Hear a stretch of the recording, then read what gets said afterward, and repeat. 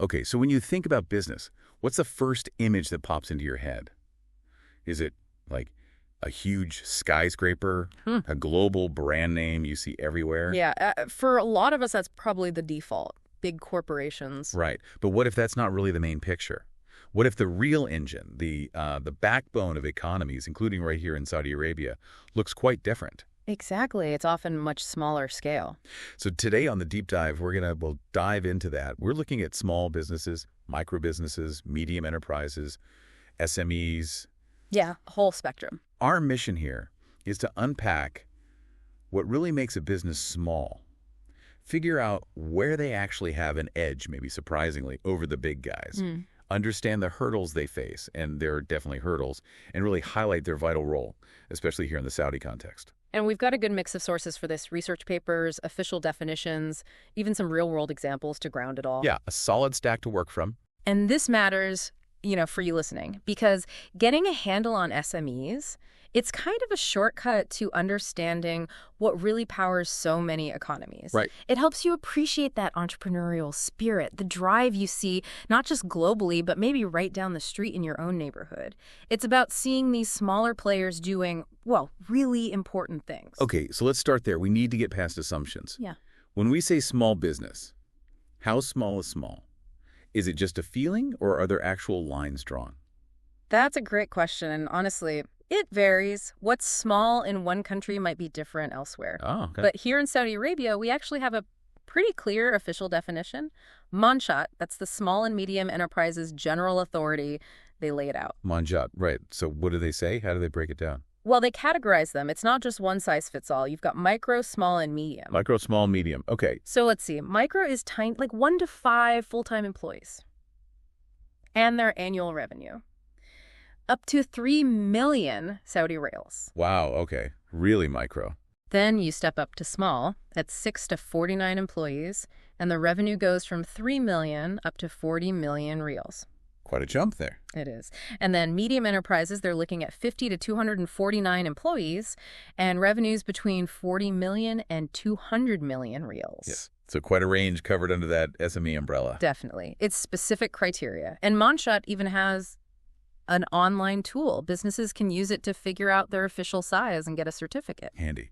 But okay, beyond those official Saudi numbers, are there more, let's say, general characteristics, things that tend to define a small business anywhere? Yeah, absolutely. Those numbers hint at the feel of it, Usually 4 things stand out. Okay. First, the owner is almost always the manager, hands-on, deeply involved. Makes sense. Second, they usually operate in just one place or maybe a couple of locations, not spread all over. Right, keeping it local. Third, they tend to serve a smaller market, maybe geographically or a niche interest. They're not trying to capture, the entire world. Exactly. And fourth, they're typically not the dominant player in their field. They're a specialized contributor, not the giant setting all the rules. Got it. And where do we typically find these businesses? What kinds of industries? Overwhelmingly, it seems to be service industries. And within services, retail is huge. Ah, like the shops and restaurants we see everywhere. Precisely. Yeah. Your local corner store, that favorite neighborhood restaurant, the cafe you go to.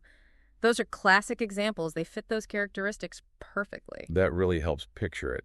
And digging through our sources, something really struck me: the internet. It's been massive for them, hasn't it? Oh, absolutely transformative. Yeah. I saw this stat. 51% of small business owners said the internet helped boost their profits. And nearly half, 49%, said it cut their operating costs. That's huge. It really is a game changer. Which brings us to a really interesting point, something easy to mix up. What's that? The difference between just owning a small business and being an entrepreneur. They're related, obviously, but they're not quite the same thing. Okay, explain that. How are they different?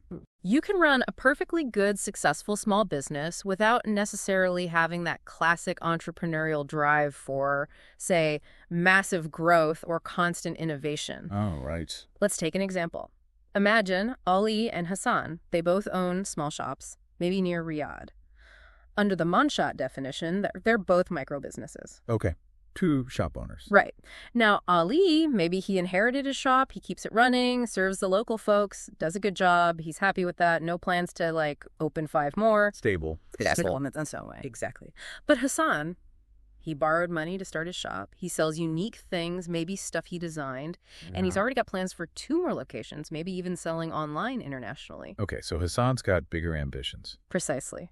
Hassan is showing those entrepreneurial traits, the innovation, the growth mindset, taking those calculated risks. Ali isn't, necessarily. But both could be running good businesses. Absolutely. Both can be successful. It's that desire for growth and change versus effectively managing what you have. That's the key distinction. That's a really important nuance. Okay, so we know what they are, roughly. Let's shift gears. Where do these smaller businesses actually, well, win, compete? Yeah, where's their edge? Because you think, how can they possibly compete with giants? But think about it. If you need something really specific, like catering for a small party, or custom shelves built, or maybe your computer fixed, who do you call?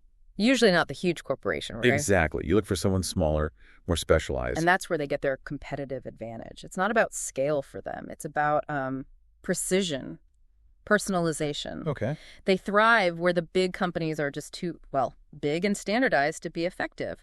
Large businesses need mass appeal, efficiency. They deal with tons of customers, use broad market research. Right. Economies of scale mean less personalization. Exactly. Small businesses can zero in on very specific customer needs. They fill these little gaps in the market.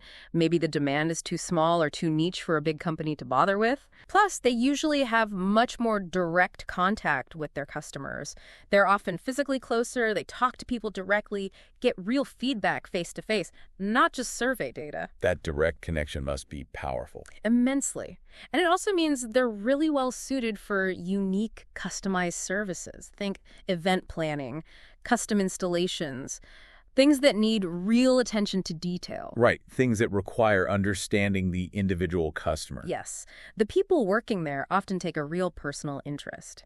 They'll spend time figuring out exactly what you need, talking through options, using their specific expertise. Something a giant call center maybe can't do. Or maybe it's just not profitable for a large company to offer that level of individual focus. Oh. Or they might not have staff with that very specific skill set readily available for every customer.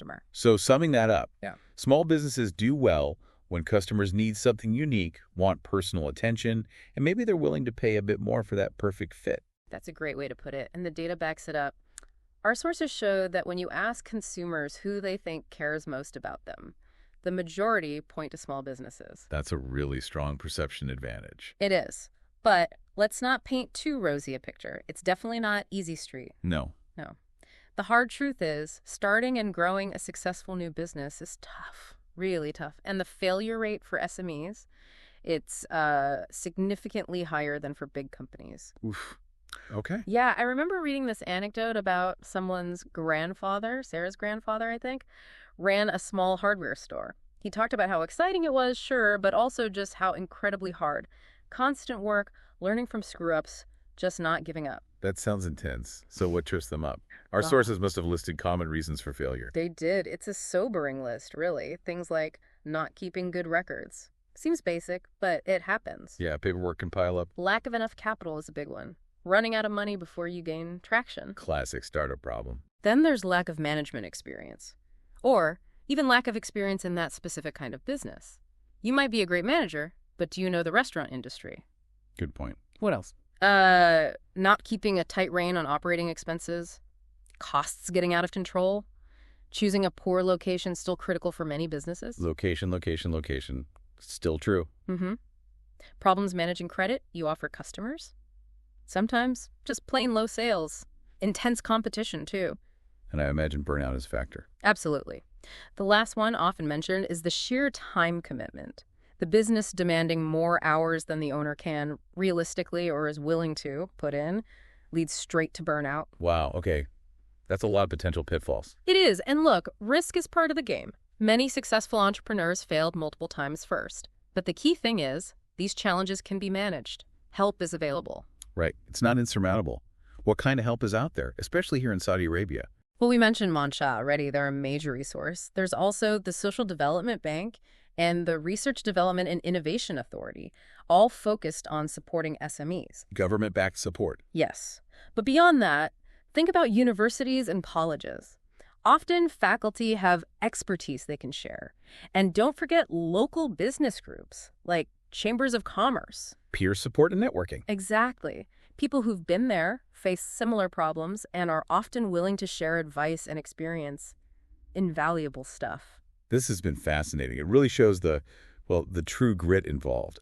We've gone from defining them to seeing their unique strengths and facing the tough realities of the challenges. They really are crucial, aren't they? Absolutely crucial. Unsung heroes in many ways. And looking at the bigger picture, the macro level, SMEs are not just a part of the Saudi economy. They're a key and rapidly growing part. Growing how much? Well, right now, they account for about 20% of the GDP. But the national target under Vision 2030 is to push that up to 35%. That's a huge increase. It is. And the numbers show the growth. By early 2022, there were over 750,000 SMEs in the kingdom. Vision 2030 is actively creating a lot of new opportunities for entrepreneurs. It's seen as a major engine for future growth and diversifying the economy. A real engine for the future. Okay, so to wrap up, let's leave our listeners with something to think about. All right. We talk about how the internet have already massively changed things for small businesses, boosting profits, cutting costs. So the question is, how might online platforms keep changing the game? How might they reshape what location or market dominance even means for a small business going forward? Interesting. Could these platforms make small businesses even more competitive against the giants, maybe on a global scale? And what totally new kinds of small businesses might emerge from all this connectivity?